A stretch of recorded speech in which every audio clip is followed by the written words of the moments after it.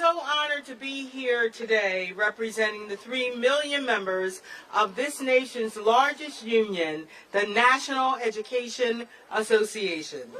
Yeah. NEA members touch the lives of this nation's 50 million school children and college students every single day. And they are always driven by this: that no matter what you think, it is always, always a student's right to learn. Always. For 5,000 years, we have fought for that right, that fundamental right, and we will not give up now. Last August, we applauded the amazing and desperately needed action by President Biden and Vice President Harris to provide student loan debt relief. For decades, we have struggled with a student loan crisis that holds back our economy and crushes the dreams of millions of Americans. This heavy debt burden caused loan defaults, delayed marriages, and the start of families. And it made it almost impossible to save for retirement or college funds or even emergencies. And we all know that it disproportionately impacted people of color and women. 20 years after starting college, black borrowers still owe 96% of their debt balance, and Hispanic borrowers owe 83%, while medium white borrowers have paid down almost 95% of their balance. We also know that women hold 2/3 of this country's student debt and borrow 3,000 more than men. And because of the wealth and wage gap, it's more difficult for women to repay their loans. This bold, life-changing action was another victory for working families and for NEA members of every race living in every place across this country. Without the weight of student debt, we know more people will have the freedom to become educators and answer the call to inspire that next generation of Americans in schools from Alabama to Wyoming.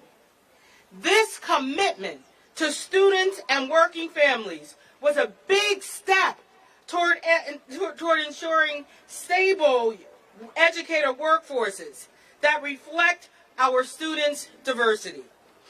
Representatives Judy Hsu and Senator Bob Menendez, our labor leaders and partners, have all joined us today to call on the Supreme Court to allow student debt cancellation to be implemented and for relief to be granted for the more than 40 million eligible borrowers once and for all. Those are our demands. They know it's not just right, that it's just not right that educators like James Stewart in Salisbury, Maryland, who came from a family of educators, who had to move back home to become a science teacher, he told us that after 19 years, that he would be working until his very last days to pay off his loan. That's not okay. Is that okay? No. That's not okay. President Biden's life-changing student debt relief program is legal. It's legal. It's just. And it is supposed to provide a financial life raft to millions of Americans. But now, because of a small group of Republican governors and right-wing organizations, Trump-appointed judges on 2 federal courts have contorted the law to put that relief on hold. That sounds about right.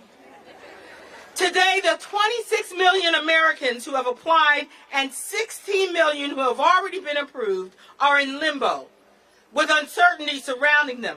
The decisions to delay student debt cancellation are harmful and they are cruel. And at a time when educator shortages stand at critical levels across this nation because of our failure to respect educators and pay them a professional salary, the decision to delay student debt cancellation is just another blow to those who would answer the call to become and remain educators. So let me tell you this. The NEA must and we will join all of you to continue the call for reinstatement. Yes, we will. We must and we will do all we can to help educators obtain relief. We must and we will continue the pursuit toward our ultimate goal of ensuring not one, not some, but every single student has what they need and what they deserve to live into their brilliance. Are you with me? Are you ready to fight?